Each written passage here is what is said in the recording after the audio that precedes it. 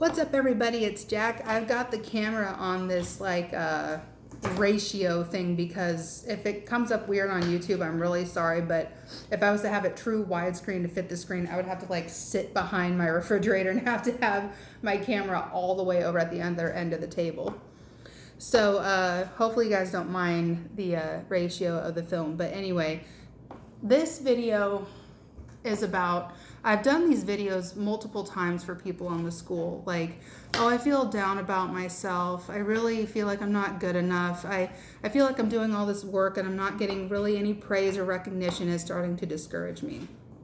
And I've done videos like that multiple times on how to combat that, how to step over it. But this one's a little bit different. What if you don't have any support to begin with and you feel like it's not the recognition aspect, it's the support? What if you come from a family, Sin and I both came from musically inclined families, but he had something I didn't have, and that was the support of his family from the get-go. Maybe I'm a little wrong on that, but for the most part, from what I've seen and from what I've heard, Papa Gates supported him and, whatever. He was surrounded by people who went to their shows and supported them and stuff like that, believed in them, worked hard to help them. Well, Holly and I didn't have that. Do I need to scoot forward? No. Okay. Holly and I didn't have that. My family was musically inclined. I had a brother for a really good drummer, and I had a really good guitar player for a dad that kind of taught me my first stuff. But it was always a kicking and screaming fight to get any of them to believe in me. And for about 16 years, it's been that just recently Holly and I started to get some respect for what we were doing. And guess what that took? Sinister Gates following me, giving me compliments, giving Holly compliments, Papa Gates believing, two really well-renowned guitar players. It took both of them giving us compliments for my family to say, oh, okay, I guess you're not so dumb, It took us having to record an album. It took my idol sending me a free fucking signature guitar before people in my town and people that I went to school with starting to say, oh, hang on a second. Okay, I'm back. I live in the country, and this house spider was going from the kitchen table to the wall to the kitchen table to the wall. And I didn't want to get up in the middle of recording this, but I was like, you're getting a little too close for comfort there, dudes. I don't, unfortunately. But anyway, so back to what I was saying. It took all this shit for my family to finally say, maybe you're not so bad, and to get the respects of people in my town. So when we started out, Holly and I, we had people that constantly quit. We had people that didn't show up for practice. We had people that were fucking ditching us, bailing out on us, making fun of us. If I can count on one hand up until a couple years ago. Actually, I could count on one finger up until Sin's belief in me and the school's belief in me, how many people actually believed in Holly and I for the last 16 years. One person. So, and what does that mean for you? If you don't have a musical family growing up, and maybe your family is supportive, but they don't understand, or maybe they're not supportive and they think what you're doing is racket, or your friends are like, come on, man, let's go smoke pot and play video games. Why are you stuck to your guitar again, or your bass, or whatever, your vocals? And maybe your bandmates that you do have don't take it as seriously as you. If I knew then, when I was 15, what I know now, I would have loved to have started this off on a different foot. One of my most amazing friends talked to me before I went into the studio, and he gave me a really awesome piece of advice. He said, going into the studio is a great learning experience, but eventually with the music industry right now, you're going to want to learn to do it on your own. And he was right. Back then, if my bassist quit because she wanted to go fucking do drugs and get knocked up by some fucking scumbag, fine, bye, see ya, we don't need you. And I would have kept moving forward. But every single day, year after year after year after year, Holly and I felt like we weren't good enough. And finally, it was just up until 2 years ago, we said, we're so tired of this, we are doing this on our own. The music industry is changing. And for those people who they don't have friends, they feel like your bandmates are leaving you, I'm so fucking sorry to tell you this. Welcome to the new age of music. It's, unless you really grew up in high school and middle school with your bandmates, by the time you hit your 20s, people are trying to go to college, they're working a full-time job, maybe they're married, maybe they have kids. And that's the worst thing, is that when people get involved in relationships where the spouse doesn't let them do their dream, that's the worst thing. And I see that way more often than I'd like to see. Your biggest task, if you have bandmates that quit and people don't believe in you, and you have friends that don't believe in you, or they make fun of you, or your family or whatever, you have got to stay true to yourself. You cannot let this weigh you down the way it let Holly and I get weighed down. There was a long time, for a few years, where we were like, we don't know what we're going to do. Like, everything we did, it was people stopping us. It wasn't us stopping ourselves. The only time failure exists is when quitting exists. And for a while, we kind of quit, even though we didn't want to quit. We inherently quit, if that makes sense, because we were so fucking tired of the bullshit. We said, what's the point? What's the matter? You know, there's no point in it. But there is. The only time failure is a thing is if quitting is what failure equals quitting. End of story. And if you let these naysayers, or life fucking happens.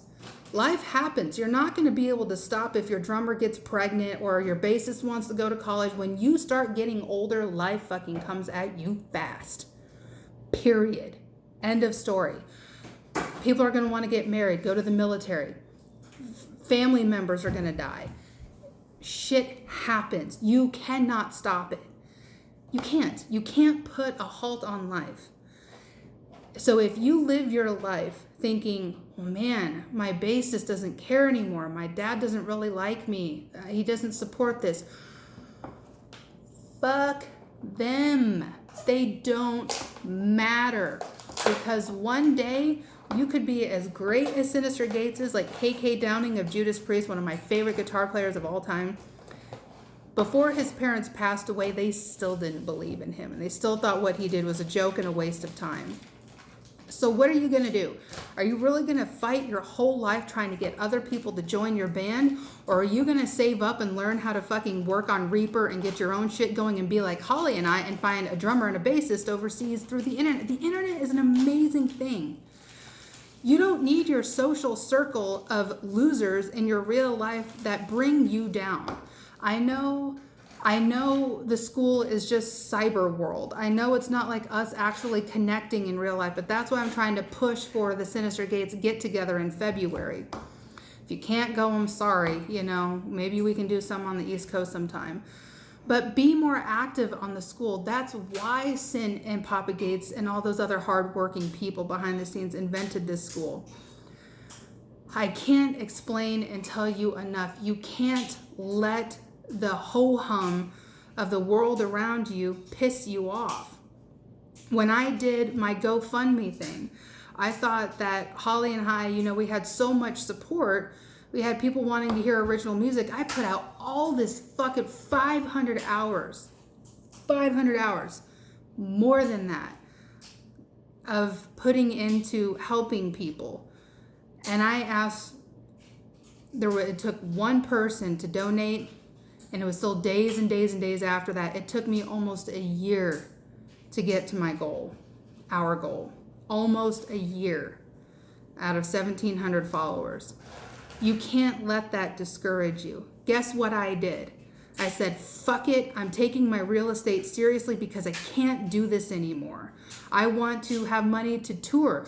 Record labels suck. We're gonna have to fund it on our own. Holly got a fucking better paying job. We made it to where it fucking works, and you need to find what makes it work for you.